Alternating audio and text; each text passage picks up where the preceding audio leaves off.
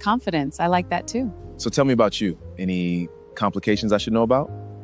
No complications. I'm single, just me, myself, and my career. Good. Because I don't do complications.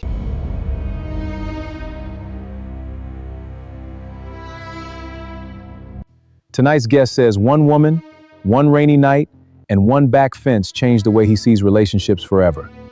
Daniel, welcome to the table. Thank you for having me. I've been avoiding this story for 2 years, but somebody has to hear it and learn. Her name was Mary. I met her at a rooftop lounge 2 years ago, the kind of night where everything just clicks. She was sharp, funny, confident, the kind of woman who makes you forget to ask the right questions. I asked her, early on, if there were any complications I should know about. She told me no, just her career, and nothing else. I believed her. Why wouldn't I? She said it so smoothly, it never occurred to me to look twice. We saw each other for almost 3 months after that. Dinners, late calls. She was always the one reaching out first, which, looking back, should have told me something. She never really let me come around early. I just didn't clock it at the time. Then she invited me to her house.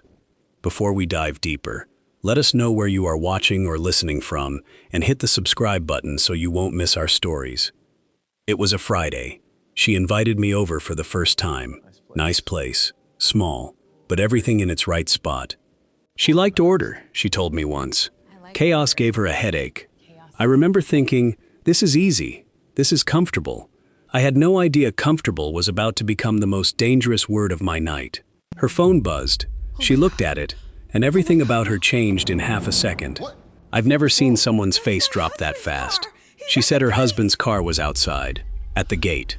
Husband, a word I had never once heard from her in 3 months. She pushed me toward the back door, told me to go through the fence, that my car was parked on the street, out of view, so he wouldn't see it. I didn't argue. When someone tells you to move like your life depends on it, you move.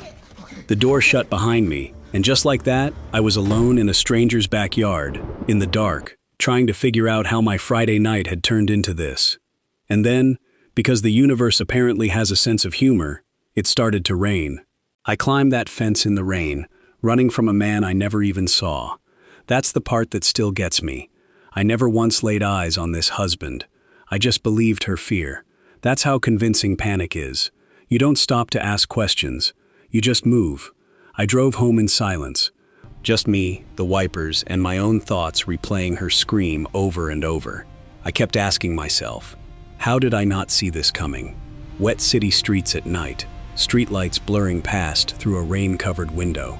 By the time I got to my building, I was soaked through, cold, rattled. But at least I was home. At least the night was over. Except it wasn't, because when I reached into my pocket for my house key, it wasn't there. It is still sitting on her side table, exactly where I'd left them when she poured that first glass of wine. It was almost midnight. I had nowhere to go. No family close by, no hidden spare key. I was always the careful one, remember? So I did the only thing I could do. I went to my car, tried to call her so I could go get the keys, but I had to stop immediately. It is better I sleep in the car and think of what to do than going back to that house.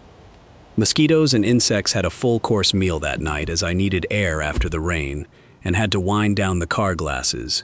And I just kept sitting there thinking, how did I get here? 3 months of dinners and phone calls, and this is where it ends. Outside my own front door, in my car, at midnight.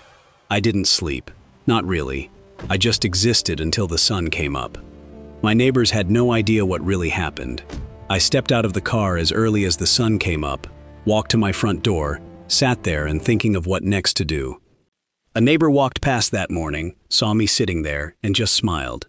Told me it was nice that I was out enjoying the fresh air. She had no idea. She genuinely thought I'd chosen to sit outside all night because the weather was nice. I laughed about it eventually.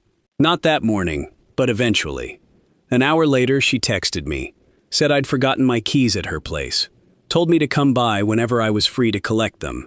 And for about 2 minutes, I actually considered going. Not for her, just for the key. I was tired. I smelled like rain and regret. Going back felt like the easy way out. I almost went back. What stopped me changed everything. But something in me just said, Daniel, if you walk back into that compound, you're agreeing that this is normal. You're saying it's okay to almost die climbing a fence for a woman who lied to your face. So instead, I called a carpenter, paid him to break my own door open. I changed the lock that same day, new key, new chapter, and I never replied to that text, never went back to that compound. Not for the key, not for closure, not for anything. Daniel, it's been 2 years.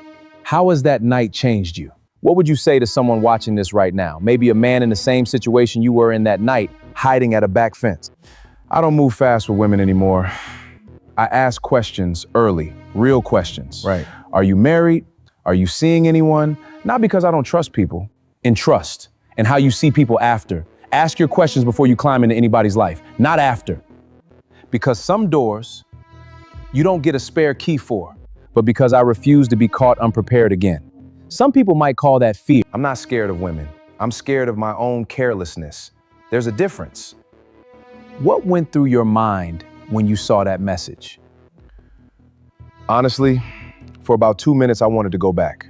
Not for her, for the key. I was tired.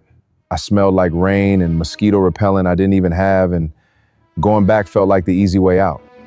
But you didn't go. No. Something in me just said, Daniel, if you walk back into that compound, you are agreeing that this is normal. You were saying it's okay to almost die climbing a fence for a woman who lied to your face. Daniel walked Wow. away from that night with mud on his trousers, bites on his skin, and a lesson carved into his memory forever. Not every door that opens for you was meant for you to walk through. And not every I'm single is the truth. Sometimes, the back fence you're climbing is the universe giving you one last chance to turn back. Ask before you climb. Some fences aren't meant to be crossed. Subscribe, share your story. The table is always open.